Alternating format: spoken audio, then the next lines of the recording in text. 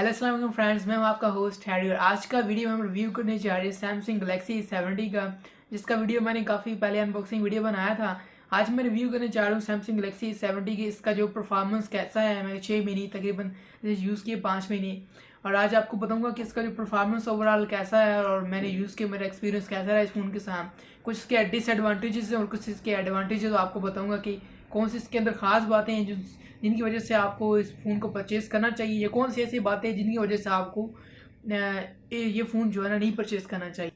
तो सबसे पहले तो बात करते हैं इस फ़ोन के अंदर जो कौन सी ऐसी डिसएडवांटेजेस जो कि मुझे इस 6 महीने के अंदर इसको यूज़ करने के बाद लगे, जो कि इसके अंदर कमियां हैं सैमसंग की तरफ से दी गई हैं, और कौन सी ऐसी बातें हैं जो कि मुझे इस फ़ोन के अंदर पसंद नहीं आई। और उसके बाद फिर हम देखेंगे इसके अंदर कौन सी ऐसी खास बातें हैं जो कि मुझे बहुत ज़्यादा इस फ़ोन के अंदर पसंद नहीं है, और आपको मैं रिकमेंड करूँगा कि आपको फ़ोन परचेज़ करना चाहिए। तो सबसे पहले तो बात करते हैं इस फ़ोन के अंदर जो मुझे सबसे बुरी बात लगी है, उस फ़ोन की सबसे बड़ी हाईलाइट भी कह सकते हैं कि है, और सैमसंग की सीरीज़ के अंदर हाईलाइट थी, क्योंकि जो सैमसंग गैलेक्सी A50 था और उसके बाद A70 आया, जिसके अंदर सबसे बड़ी हाईलाइट थी कि इसके अंदर इन डिस्प्ले फिंगरप्रिंट स्कैनर है। सही है, तो ये 70 के अंदर भी दिया गया है, 50 के अंदर भी, और आगे फिर 80 के अंदर भी आ गए, और इसी तरह नोट 10 और सैमसंग गैलेक्सी S10 प्लस वगैरह के अंदर भी ये फिंगरप्रिंट दिया गया है। पर वो जो जो फिंगरप्रिंट है नोट 10 के अंदर या S10 के अंदर, वो काफ़ी इंप्रूव्ड है, बहुत बेहतर है। बट S8 की सीरीज़, ए की सीरीज़ में देखें तो उसके अंदर जो फिंगरप्रिंट दिया गया है डिस्प्ले के अंदर, वो ज़्यादा कुछ खास नहीं है। इसका जो फिंगरप्रिंट वो बहुत ज़्यादा स्लो, अगर आप इसके ऊपर टच करें तो समटाइम तो ये बहुत जल्दी ओपन कर देता है, बट समटाइम ऐसा होता है कि ये बहुत ज़्यादा टाइम लगाता है, 3-4 दफ़ा आपको टैप करने के बाद भी जाके अनलॉक सही से नहीं करता फ़ोन। तो जो इसके अंदर सबसे बड़ा मसला फिंगरप्रिंट कहते हैं डेयर में, तो आप पिन भी लगा के ओपन कर सकते हैं, आपने फेस आईडी लगाई तो आप उससे भी ओपन कर सकते हैं। एज़ कम्पेयर देखें तो फिंगरप्रिंट का जो इशू है मुझे बहुत ज़्यादा इसमें फेस करना पड़ रहा है। हाँ, इसके अंदर ये है कि आप अगर फेस आईडी लगाएं तो एज़ कम्पेयर देखें तो फेस आईडी इसके अंदर काफ़ी ज़्यादा बेहतर है, आप उसको यूज़ कर सकते हैं अनलॉक करने के लिए, काफ़ी अच्छी है वो, सही है। बट एज़ कम्पेयर देखें दूसरे mobile phones like Vivo, Oppo वगैरह के अंदर देखें तो फेस आईडी एज़ कम्पेयर बहुत ज़्यादा इसमें बेहतर, उन फ़ोन्स के अंदर शॉमी के अंदर देखें तो काफ़ी ज़्यादा बेहतर, वो फट से ओपन कर देते हैं। बट एज़ कम्पेयर देखिए फिंगरप्रिंट के तो बहुत ज़्यादा बेहतर है, आप उसे यूज़ कर सकते हैं, इसकी मुतबादिल इस्तेमाल कर सकते हैं फेस आईडी को। और इसके बाद दूसरी नंबर पे बात आती है कि इसके अंदर दूसरे ऐसी कौन सा डिसएडवांटेज है, जो कि ऐसी कौन सी दूसरी बात जो कि मुझे बहुत बुरी लगी इस फ़ोन के अंदर, वो है इसका बैग। जो इसके अंदर दिए गए ये प्लास्टिक बिल्ट है, ठीक है, ये कोई मेटल नहीं है, ये प्लास्टिक बिल्ट है। इसके ऊपर मैंने अभी प्रोटेक्टर शीट लगाई हुई है ताकि जो बैग है इसके स्क्रैचेस ना आए। मेरे पास दूसरा फ़ोन है, वो भी बिल्कुल A70 है, ब्लैक कलर में है, उसके ऊपर स्क्रैचेस आ गए हैं इसी वजह से इसको, क्योंकि बिल्ट जो है ना प्लास्टिक बनी है, प्लास्टिक बिल्ट है ये फ़ोन, और आप कहीं भी रखेंगे तो बहुत एहतियात करनी पड़ती है, या फिर आपको बाहर पाउच लगाना पड़ेगा, यानी इसका बैक कवर लगाना पड़ेगा ताकि आप इसको प्रोटेक्ट कर सकें स्क्रैचेस वगैरह से। तो इसकी मुझे एक बहुत बुरी बात लगी कि इतनी रेंज के अंदर फ़ोन है और ये बिल्कुल प्लास्टिक बिल्ड है। खैर, अब इस रेंज में जितने भी फ़ोन कंपनीज दे रही हैं सारे के सारे प्लास्टिक बिल्ड हैं, बट ये एक अच्छी बात नहीं है। आपको बहुत ज़्यादा सेफ्टी का ध्यान रखना पड़ता है कि कहीं ना कहीं आपके फ़ोन के ऊपर स्क्रैचेस ना पड़ जाए। ओवरऑल इसके अंदर मुझे दो मेन डिसएडवांटेजेस लगे इस तरह, बाकी इस तरह की इसके अंदर कोई इशू नहीं है सवाई फिंगरप्रिंट और इसके जो बैक कवर है प्लास्टिक बिल्ड के अलावा, और उसमें कोई ज़्यादा इशू नहीं है लम्हा। आगे हम बात करते हैं कि इसके अंदर कौन कौन सी ऐसी चीज़ें हैं जो कि मुझे बहुत ज़्यादा अट्रैक्टिव लगी हैं, बहुत अच्छी लगी हैं, और प्राइस रेंज के हवाले से बहुत अच्छी हैं इसके अंदर। तो सबसे बड़ी इसके अंदर मेन हाईलाइट है वो है सैमसंग का सुपर एमोलेड डिस्प्ले, जो कि आपको पता नहीं कि सुपर जो सैमसंग के डिस्प्ले बनाए जाते हैं वो बहुत ही ज़्यादा अच्छे होते हैं। सुपर एमोलेड एक तो डिस्प्ले है, सही फुल HD रेजोल्यूशन के साथ आता है, और काफ़ी अच्छी रेजोल्यूशन है इसकी। अगर आप कहीं बाहर जाके इसे यूज़ करें डे लाइट के अंदर तो बहुत ज़्यादा अच्छा ब्राइट डिस्प्ले है, काफ़ी आप अच्छी रिस्पॉन्स आपको देगा।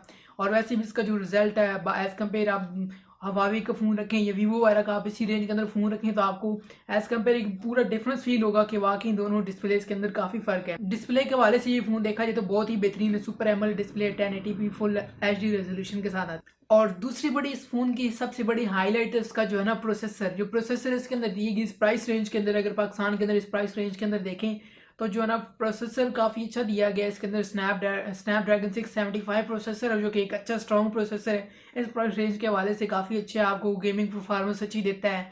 ओवरऑल आपको छोटी मोटी गेम चलाएं या PUBG वगैरह चलाएं तो आपको कोई ज़्यादा इशू नहीं है। मीडियम सेटिंग के ऊपर आप इजीली चला सकते हैं, HD पे भी, या फुल HD प्लस आप नहीं चला सकते, उसमें थोड़ा बहुत आपको लैग फील होगा, बट HD के अंदर आपको कोई ज़्यादा मसला नहीं आता।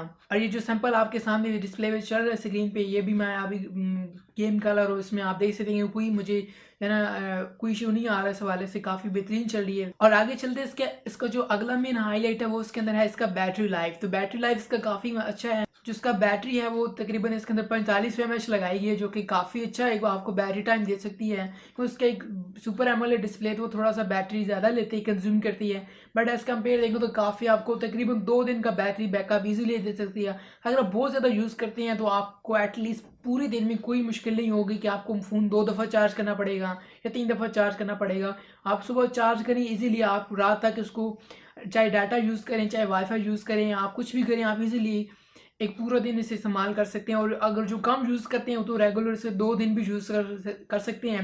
मेरा खुद एक्सपीरियंस है कि मैंने इसे 2 से 3 दिन तक यूज़ किया है, कम यूज़ किया है, बट 3 दिन तक मैं इसे कभी डाटा यूज़ किया, कभी वाईफाई, तो इस तरह करके मैंने इसे 3 दिन तक जो है ना इसे यूज़ किया कॉन्टीन्यूसली। उसके बाद अगली बात करते हैं, इसके अंदर जो खास बात है, इसके अंदर जो दी गई इसका चार्जिंग केबल, वो इसका जो टाइप सी केबल है, और ये सैमसंग का सुपर फास्ट चार्जर इसके साथ आपको बॉक्स के साथ मिल जाता है, जो कि 25 वाट का चार्जर। अभी तक सैमसंग की यानी नोट सीरीज़, जो बड़े सीरीज़ के फ़ोन है लाइक नोट 10 वगैरह या S10 प्लस वगैरह के अंदर भी जो है ना 25 वाट का चार्जर नहीं दिएगा, जो कि ये ए सीरीज़ के अंदर इन्होंने फर्स्ट टाइम इंट्रोड्यूस करवाया है सुपर फास्ट चार्ज। तो सुपर फास्ट चार्जर से ये होता है कि आपका फ़ोन जल्दी चार्ज हो जाएगा। हालांकि इसके अंदर काफ़ी बड़ी बैटरी लगी है, बट वो इसे जल्दी चार्ज कर देता है, एटलीस्ट 60 टू तकरीबन 1 घंटा 20-30 मिनट के अंदर आपको 100% चार्ज कर देगा, 0 से 100 कर देता है। तो ये काफ़ी अच्छी बात है, क्योंकि अब सारी कंपनीज जो है ना सुपर फास्ट चार्जर दे रही हैं।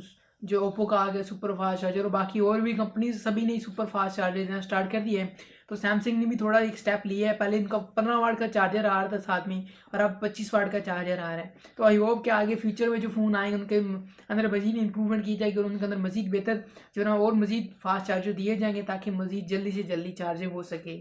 अब बात करते हैं कैमरा के अंदर कि इसके अंदर कैमरा क्वालिटी कैसी है। कैमरा क्वालिटी जो आप बताऊं तो इसके अंदर डे लाइट के अंदर तो आपको कोई इशू नहीं आएगा, बहुत अच्छा रिजल्ट देता है। यानी इसका जो कैमरा है 32 मेगापिक्सल है, और इसके अलावा इसके अंदर बाकी हमारे पास डेप्थ सेंसर भी, इसका वाइड एंगल भी, और इसका पोर्ट्रेट शॉट भी ले सकते हैं, यानी बैकग्राउंड ब्लर भी करता है, सही है। 3 लेंस इसके अंदर दिए गए हैं। और इस तरह हमारे पास फ्रंट पे एक कैमरा मिलता है 32 मेगापिक्सल का, जो आप सेल्फी के लिए इस्तेमाल कर सकते हैं और फेस आईडी वगैरह के लिए। सबसे पहले तो बात करते हैं बैक कैमरा की कि बैक कैमरा क्वालिटी कैसी है। तो बैक कैमरा क्वालिटी आपको मैं कुछ सिंपल स्क्रीन पे भी दिखा दूंगा कि जो मैंने दिन के अंदर लिए हैं इस मोबाइल फ़ोन से, सिंपल वाले भी, और उसके बाद पोर्ट्रेट वगैरह मोड भी, यानी ब्लर बैकग्राउंड के साथ देखें तो आपको कैसे जो है ना इफेक्ट मिलता है। डे लाइट के अंदर देखें तो काफ़ी अच्छा रिजल्ट मिलता है, काफ़ी अच्छी डिटेल मिल जाती है आपको, और काफ़ी अच्छी परफॉर्मेंस है कैमरे की। बट अगर आप इसे नाइट में कंपैरिजन करें तो नाइट के अंदर आपको कुछ ज़्यादा अच्छा रिजल्ट नहीं दिखाने वाला, क्योंकि इसके अंदर बहुत ज़्यादा नॉइस पिक्चर के अंदर नज़र आती है। हाँ, अगर कहीं लाइट है तो थोड़ा पिक्चर आप बेहतर बना सकते हैं, बट अगर आप जहाँ पे बहुत ज़्यादा यानी अंधेरा है तो वहाँ पे आप इससे कुछ ज़्यादा अच्छी फ़ोटो एक्सपेक्ट नहीं कर सकते कि अच्छा आपको रिजल्ट बना के देगा फ़ोटो में। अगर आप फ्रंट कैमरे की बात करें तो सेम एज इट इज़ कि अगर आप दिन में फ़ोटो बनाते हैं तो काफ़ी अच्छा रिजल्ट दिखाएगा। अगर आप इसे नाइट में बनाएंगे तो बिल्कुल एकदम नॉइस आ गया आपकी पिक्चर में या वीडियो में, जो भी आप बनाना चाहें, तो ऐसा कुछ भी नहीं है। और बैक कैमरे की एक चीज़ रहती जा रही कि अगर आप वीडियो रिकॉर्डिंग करें तो इसके अंदर कोई इमेज स्टेबलाइजेशन नहीं है कि आप इसको अगर आपका फ़ोन हिलता भी है तो उसके अंदर स्टेबलाइजेशन हो, तो वो इस फ़ोन के अंदर आपको नहीं देखने को मिलेगी। वो जो बड़े फ़ोन है लाइक S10 प्लस वगैरह के अंदर इमेज स्टेबलाइजेशन है, बट इसके अंदर आपको देखने को नहीं मिलेगी। बट ओवरऑल अगर आप दिन की पिक्चर में देखें या शाम को पिक्चर बनाएं तो काफ़ी अच्छा रिजल्ट है। अगर आप नॉर्मल कंज्यूमर आप इसे इस्तेमाल कर सकते हैं, ज़्यादा इशू नहीं होगा। बट नाइट में होता है थोड़ा सा इशू, तो कि आप कोई भी फ़ोन लें इस रेंज के अंदर, चाहे वीवो का हो, ओप्पो का हो, तो आपको नाइट में एटलीस्ट रिजल्ट ऐसा ही मिलेगा। जब तक आप S10 प्लस ये बड़े फ़ोन्स नहीं लेंगे लाइक Huawei का P20 P30 Pro वगैरह, बड़े आप ज़्यादा अच्छा खर्च करेंगे तो आपको अच्छा रिजल्ट देखने को मिलेगा। बट इस रेंज के अंदर आपको एटलीस्ट काफ़ी बेहतर रिजल्ट मिल सकते हैं, और काफ़ी अच्छा रिजल्ट है इन फ़ोन्स का। आपको मैं रिकमेंड कर सकता हूँ कि आप ये फ़ोन परचेज़ कर सकते हैं। अगर आपको वो दो जो मैंने आपको डिसएडवांटेजेस बताए हैं उन पर ज़्यादा कुछ नहीं है तो आप इस फ़ोन को परचेज़ कर सकते हैं, फील फ्री। अब इसकी बात करते हैं प्राइस की, तो ये अभी इस टाइम पहले जब लॉन्च हुआ तो इसकी जो लाइक प्राइस थी वो 60,000 थी, बट अब इसकी प्राइस थोड़ी सी सैमसंग ने इंक्रीज़ कर दी, तो अब आपको तकरीबन मार्केट के अंदर तकरीबन 65,000 65,000 के अंदर आपको मिलेगा डिस्काउंट वगैरह करके। 65,000 तक आपको ये मिल जाएगा 6A70 सैमसंग गलेक्सी का 1 साल वारंटी के साथ। और इसके अलावा ये फ़ोन जो है ना थोड़ा लाइट वेट है, स्लिम भी है और डिस्प्ले भी काफ़ी अच्छा है। इसके अंदर 6.7 इंच डिस्प्ले, इसका काफ़ी अच्छा रिजल्ट है। और वाला मुझे फ़ोन बहुत ज़्यादा पसंद आया है, सवाए इन 2 डिसएडवांटेज इसको छोड़ के। आई होप आपको ये वीडियो पसंद आया होगा रिव्यू का। आपको कैसा ये फ़ोन लगा या आप इसको परचेज़ करना पसंद करेंगे, कमेंट में बताइएगा। जाते जाते चैनल को सब्सक्राइब करें, वीडियो को लाइक करें, कमेंट करें आप इस फ़ोन के बारे में क्या राय रखते हैं, या आपके पास भी है सैमसंग गलेक्सी A70 तो आपका कैसा एक्सपीरियंस जा रहा है इस 70 के साथ, जो आपने रखा हुआ था तो आप हम एक्सपीरियंस शेयर कर सकते हैं कमेंट के अंदर। तो मिलते हैं नेक्स्ट वीडियो, अपना बहुत ज़्यादा ख्याल रखिए।